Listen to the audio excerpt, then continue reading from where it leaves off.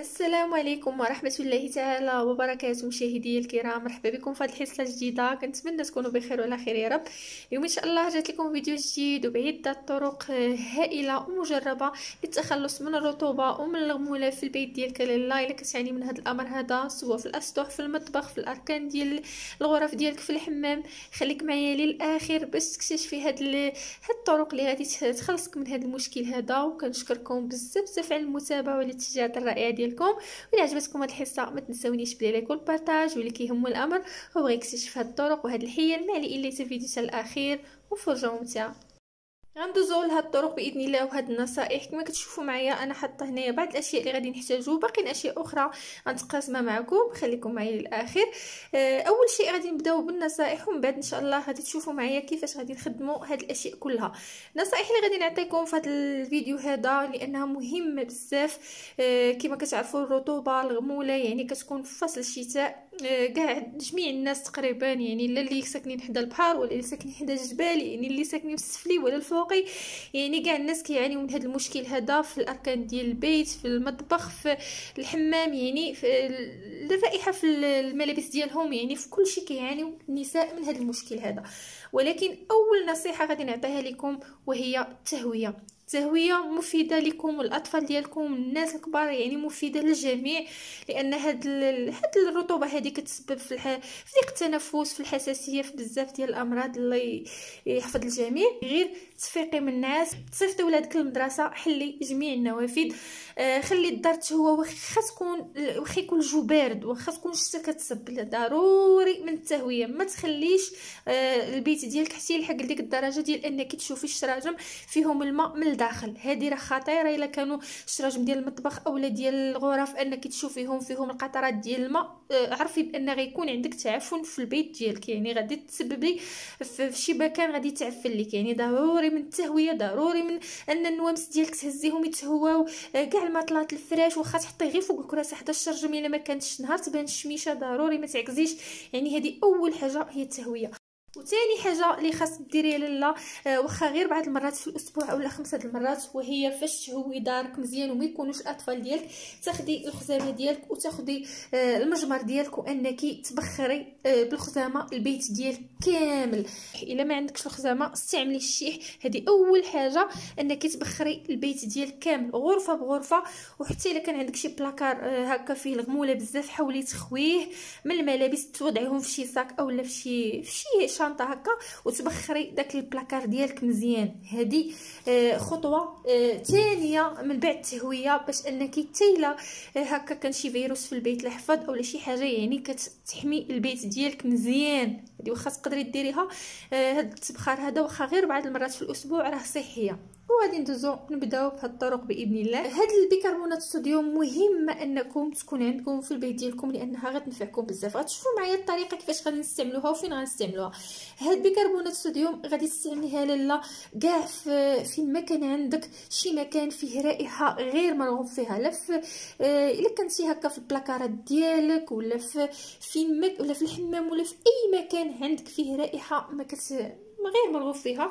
كتاخدي اما كتوضعي هكا شي علب صغيره ديال البلاستيك، اولا ما عندكش حتى شي علبه تاخدي غير الورق ديال الالومنيوم، ديري هكا على شكل صحون، الا ما عندكش مساحه يعني تصغريهم يكونوا صغار، وترشي تحطي هاد بيكربونات الصوديوم بهذا الشكل هذا، وديري عليها قطرات من هاد الزيوت هادي، وديري عليها قطرات من هاد الزيوت، وتوضعيها في اي مكان عندك فيه رائحه ديال الرطوبه بهذا الشكل هذا، وكتوزعيها تحت السدادر ديالك هكا في الصالون، يعني في الغرفه ديال النوم ديالك، تحت النوامس، فين ما كانت عندك الرائحه كتوضعي هاد بيكربونات الصوديوم. اول شيء انها كتمتص لك الرطوبه، وثانيا انها كتعطر لك البيت ديالك.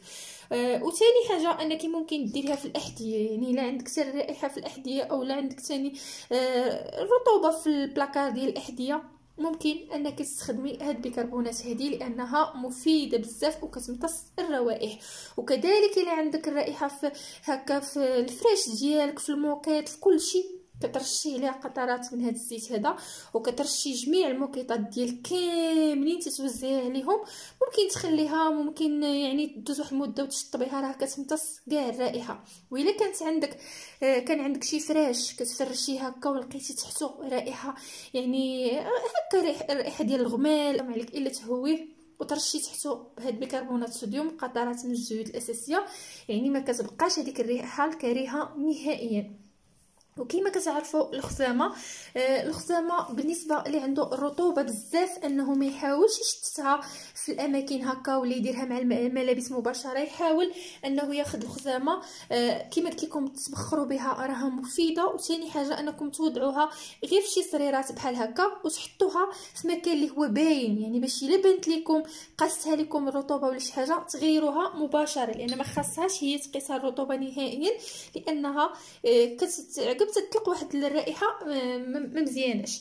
وكما قلت لكم الشيء هذا غير تبخروا به. الورد غير توضعوه في الاركان هكا ديال الصالون واضحه لكم، يعني في الاماكن اللي تكون واضحه لكم، وفين ما شفتوه هكا ما بقاش فيه الريحه ولا ما بقاش جاف تحاولوا انكم تبدلوه.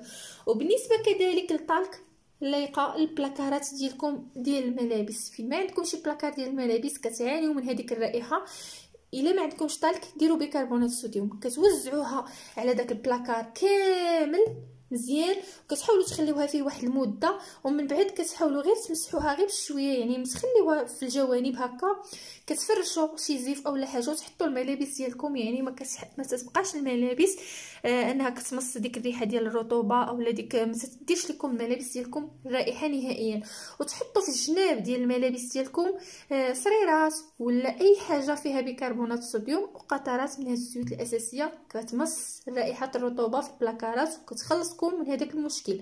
وإلا عندك لا هذا المشكل كذلك في المطبخ، ما عليك الا انك توزعي هذا الفحم هذا في الاركان ديال المطبخ ديالك، كاع دوك الاركان اللي عندك فيهم الرائحه كتحطي كل قطعه في واحد الجنب، يعني كتمص لك هذيك الروائح اللي كتكون ما تتبغيهاش انت في المطبخ ديالك. وكذلك تحطي القليل من بيكربونات الصوديوم مع الزيوت العطريه، وما بغيتيش ديري الزيوت العطريه حطيها غير هي كتمتص كذلك الرطوبه، ومره كتبدليها. وبالنسبه الى عندك هذاك الغمال في الحيط، انا غنخلي لكم الرابط اسفل هذا الفيديو، رانا ديجا تقاسمته معكم. بالنسبه الى عندك ديك الرطوبه ديك الحيط كيولي خضر اولا كحال اولا داك السواد، راه بالتطبيق غادي تلقاوه اسفل هذا الفيديو. ما عليك الا بهذا المبيض هذا اللي هو جافيل. اشنو كديري؟ جافيل غتاخدي واحد البخاخ وغديريه فيه بلا ما تخلطيه بالماء، ولكن اللي عنده حساسيه ما كنصحوش انه يديرو، يشوف شي شخص اخر. ديري شي حاجه على فمك، تلبسي الليغات، ديري شي زيف هكا بحال شي كمامه، يعني باش ما تشميش باش ما تستنشقيش هذيك الرائحه. تهوي الدار، تدخلي للحمام وانتي حالاه، وتحاولي تبعدي وتصوتي على داك المكان كامل اللي عندك فيه داك المشكل، كتحاولي انك تصوتي عليه بهذا المبيض هذا، وكتسدي الحمام ديالك وكتخرجي على واحد المده ديال 10 دقائق ربع ساعه، كترجعي بحال كنتي غير كتكذبي. يعني هذا الشيء عن تجربه. هذا المبيض هذا كيقضي على داكشي كامل اللي كيكون في الحمامات وفي الاسطح، يعني كيرجع كل شيء اللي كانت صباغه بيضه كترجع بيضه، كانت صفرا كترجع صفرا، يعني عن تجربه قاتل لهذا المشكل هذا وتيقضي عليه. وإلا عندك حساسيه معاه عطيه شي شخص اخر اللي يديروا لك. وبالنسبه للمطبخ كذلك، اي مكان شكيتي فيه انه عندك فيه الرطوبه ولا تبقاي تمسحي لاله دائما بالخل، دائما مسحي الاركان وتا الخل، ديروه في شي انيه هكا وضعوه في المطبخ في الاسفل حدا الحوض، راه فعال. ومسحوا به كاع الاركان ديالكم، وحاولوا انكم تقلبوا، ما تبقوش تخليو واحد الحاجه حتى الطوال، قلبوا الاركان ديال المطبخ. وبالنسبه للفحم انكم ممكن توضعوه حتى في الثلاجه لانه كيمتص الروائح الكريهه.